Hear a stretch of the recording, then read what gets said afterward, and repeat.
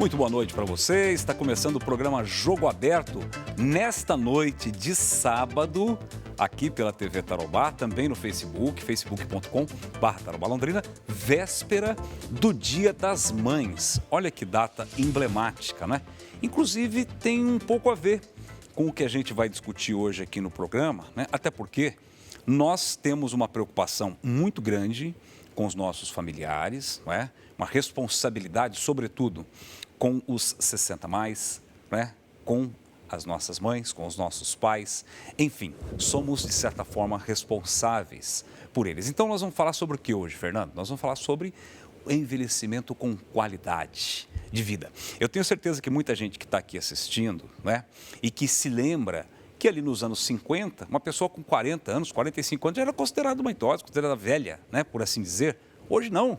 Hoje você tem pessoas aí com 80 anos fazendo fisiculturismo, participando de campeonatos, uma coisa impressionante. Mas como? Tem segredo para isso? Tem um manual para isso? Tem uma equação? Olha, todo dia eu tenho que fazer isso, isso. Quem vai nos falar sobre esse assunto é a doutora Bruna Volpe, médica geriatra da Unimed, que está aqui conosco para participar do programa. Doutora Bruna, muito boa noite, prazer em recebê-la. Boa noite, Fernando, obrigado por me receber hoje. Eu que agradeço a sua presença aqui. Um assunto tão importante, né, doutor? Muito importante, no consultório, né? Na vida, na família, a gente não é? fica muito preocupado hoje em dia porque a gente vê que tem uma quantidade de idosos, a gente não estava muito preparado para isso, né? O Brasil é um país que está envelhecendo muito rápido, né? Exato. E aí, assim, a expectativa de vida aumentou e a gente não teve esse preparo para isso tudo, né? Tanto de se cuidar, como o sistema de saúde, como tudo, a sociedade em si, política pública. Então, são coisas que a gente vai ter que mudar e vai ser rápido, né? A gente já tem uma expectativa aí de 2030, já tem um aumento da quantidade de idosos acima de 80 anos, né? E a gente tem, né, doutora, aspectos interessantes. Por exemplo, quanto mais saúde eu dou para essa população, menos gente eu tenho lá no sistema hospitalar. Sim. Ou seja, o sistema hospitalar ficando com prioridade para coisas realmente urgentes, importantes e emergenciais, né? Agora, tem segredo, tem um passo a passo, tem um caminho, nutrição, exercício, atividade física, música, o que dá para a gente falar para o nosso telespectador sobre isso? Então, assim, a gente... Hoje em dia tem muita pesquisa de longevidade, né? Porque as pessoas estão ficando mais preocupadas, estão vendo os idosos e a gente sempre pensa assim, poxa, mas será que a gente coloca todo mundo dentro de um saco e todo mundo que tem aquela determinada idade vai ser igual? Eu já te falo que não. A gente pensa hoje em dia não só na idade cronológica. Então, assim, uma pessoa de 80 anos, ela não vai ser sempre todas iguais. O que vai diferenciar um idoso do outro? Funcionalidade, como que essa pessoa consegue fazer as atividades do dia a dia, como que ela consegue gerir o próprio corpo, a própria casa.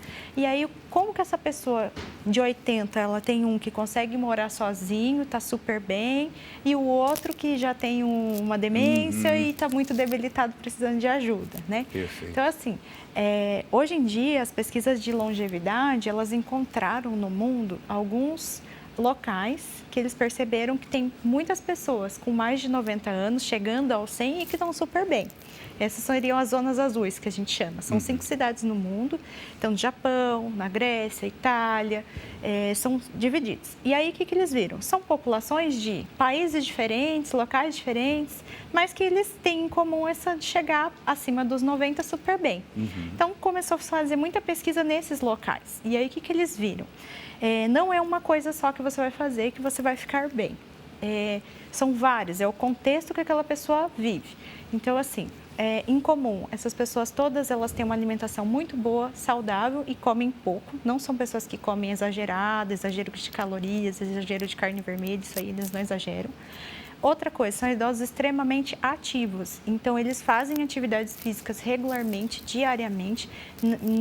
Não quer dizer que todos vão para a academia fazer uma musculação, mas assim, fazem jardinagem, caminham, não ficam parados, sentados em casa, né? Que às vezes é aquele velhinho que a gente tem, que é o mais debilitado, ele geralmente é assim. Outra coisa que eles têm é uma atividade social muito explorada. Então, assim, são comunidades onde os idosos são valorizados, eles não ficam isolados em casa, eles têm atividades culturais, eles são importantes para a sociedade, então eles são idosos que estão ativos, que isso previne doença mental, estimula a mente, previne a demência. E outra coisa que eles têm também é diminuição do estresse. Então, são populações que não ficam ali trabalhando loucamente. São populações mais tranquilas, menos estressadas. E a quinta coisa que eles identificaram nesse tipo de população é que são pessoas que têm poucas doenças crônicas. Então, eles usam poucos medicamentos por ter poucas doenças. Então, são idosos que já, assim, acho que todo o contexto faz com que eles já sejam mais ativos e mais saudáveis. E, a partir disso, é possível aplicar essas práticas, né? Alimentação, atividade física, pouco estresse e tudo mais, que a senhora relatou que foi detectado.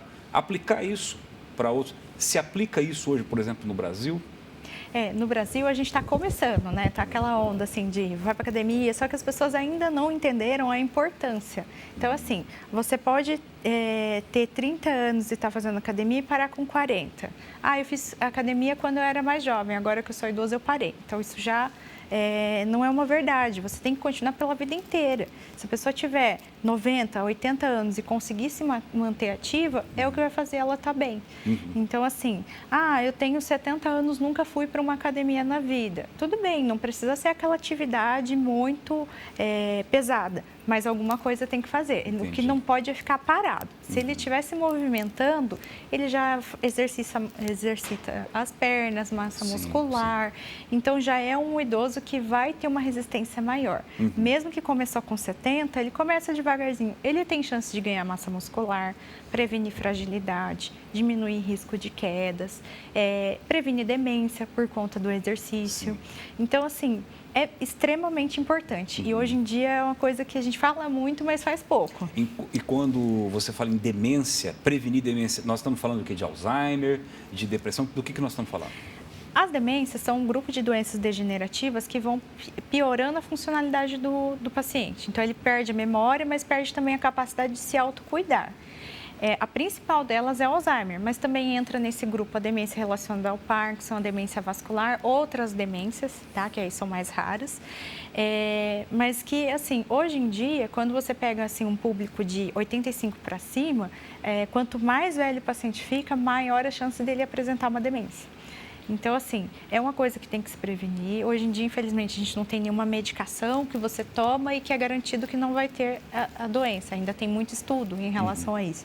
Mas o que a gente sabe é que é uma doença que, se a pessoa tiver um grau de cognição elevado, estudou mais, ler diariamente, se manter ativo, fazer aquelas palavras cruzadas, caça-palavras, faz quebra-cabeça. Aquele paciente que também, não só na questão de leitura, faz as atividades físicas, porque aumenta a circulação cerebral, melhora a performance num todo. Atividades de música. Então, assim, mesmo que a pessoa nunca tenha tocado nada, se ela quiser aprender, isso é melhor ainda, porque se ela está aprendendo alguma coisa depois de idoso, ela está estimulando a mente. Então, ajuda. Aprender qualquer instrumento musical, mas eles falam que dentro dos estudos, o que mais tem evidência é o piano. Então, aqueles pacientes que tocam piano, eles têm atividade cerebral um pouquinho maior e aí conseguem prevenir um pouco mais. E mesmo que a pessoa vá ter, ela consegue ter numa idade um pouco mais avançada, né? Porque às vezes tem uma questão da genética também. Então, são todas as coisas que a gente pode prevenir para tentar ter um envelhecimento melhor. Perfeito. Doutora Bruna, nós vamos fazer um rápido intervalo e eu já quero deixar uma dica para você aqui que está assistindo o programa. Onde buscar inspiração para fazer tudo isso que a doutora está fazendo? Porque não é fácil. Você tem que ter disposição e você tem que ter um olhar também para dizer assim, onde eu quero chegar e como eu quero chegar. Daqui a pouco, depois do intervalo, a gente vai tratar deste assunto com a geriatra Bruna Volpi, aqui no programa Jogo Aberto. Voltamos já.